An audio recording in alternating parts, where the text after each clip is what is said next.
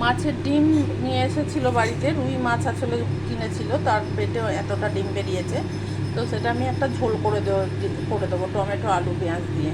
তার জন্য মাছটা আমি এই পাত্রে নুন হলুদ মাখিয়ে ঝোলটা রেখেই দিয়েছি, জলটা নুন হলুদ মাখানো মাখিয়ে ভেজে নিলাম একটা ছোট কড়াইয়ে। আর একটা পাত্র বসিয়ে দিয়েছি, পাত্র গরম হয়ে গেছে, তার মধ্যে আমি তেজপাতা সর্ষের তেল দিলাম পরিমাণ মতো, তাতে তেজপাতা আর 5 ফোড়ন দিয়ে দিলাম। 5 ফোড়নের ভাজা গন্ধটা বেরোতে আমি আলু আর পেঁয়াজ কাটা ছিল সেটা দিয়ে দিলাম।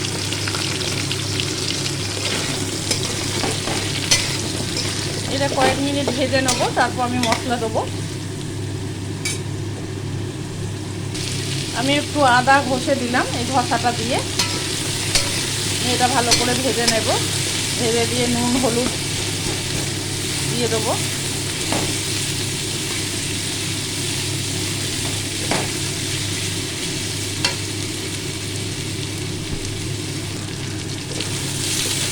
দেখো ভাজা ভাজা হয়ে এসেছে, এই সময় আমি মশলাগুলো দিয়ে দেবো।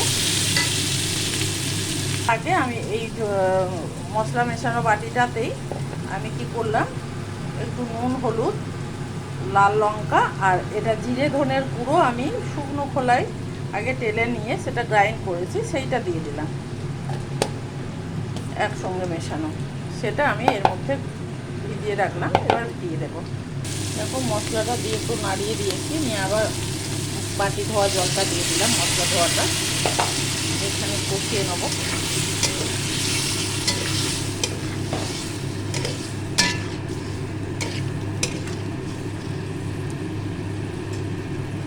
মাছের ডিমটা এখন এর মধ্যে দিয়ে দিলাম, কারণ সেদ্ধ হতে হবে, আর আলুর সাথে আমি একটু কষিয়েও নেবো যাতে মশলাগুলো ভেতরে ঢোকে।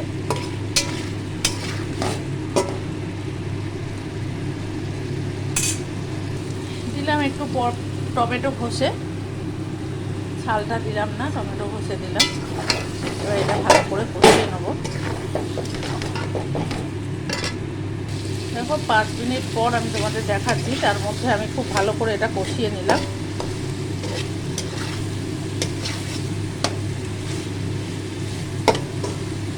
এবার এর মধ্যে আমি গরম জল অ্যাড করে দেব। দেখো তেল ছেড়ে দিয়েছে, দেখতেই পাচ্ছ। ভালো করে ফুটে সেদ্ধ হয়ে যাক। আমি একটু জল বেশি দিয়েছি যাতে আলু আর মাছের ডিম ভালো করে সেদ্ধ হয়ে যায়, আলুগুলো শক্ত আলু আছে। দেখো আরও 5 মিনিট হয়ে গেল, আমি এবার দেখে নেবো আলু আর ডিম সেদ্ধ হয়েছে কিনা। প্রথমে আলুটা দেখে নেবো, হ্যাঁ আলু ভালোভাবেই সেদ্ধ হয়ে গেছে, একটু আছে কয়েকটা আলু। আর ডিমটা এবার দেখে নেবো, ডিম তো খুব সুন্দর সেদ্ধ হয়ে গেছে, আর একটু থাকবে, তারপর আমি গ্যাস বন্ধ করে দেবো। দেখো কম আছে, আরও 5 মিনিট হয়ে গেল, এই সময় আমি একটু ফুটে দেবো।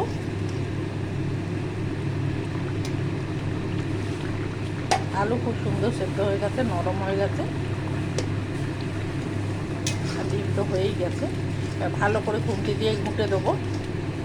শাশুড়ি বলেন যে, আমার শাশুড়িমা বলেন যে তরকারি খুব ভালো করে ঘেঁটে দিলে একটা কাই কাই মতো হয়, তখন তরকারিটা কমপ্লিট হয় আর কি।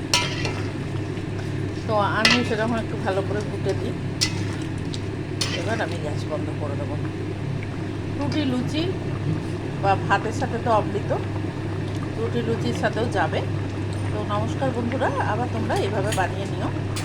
তো আবার দেখা হবে তোমাদের সাথে, গুড বাই।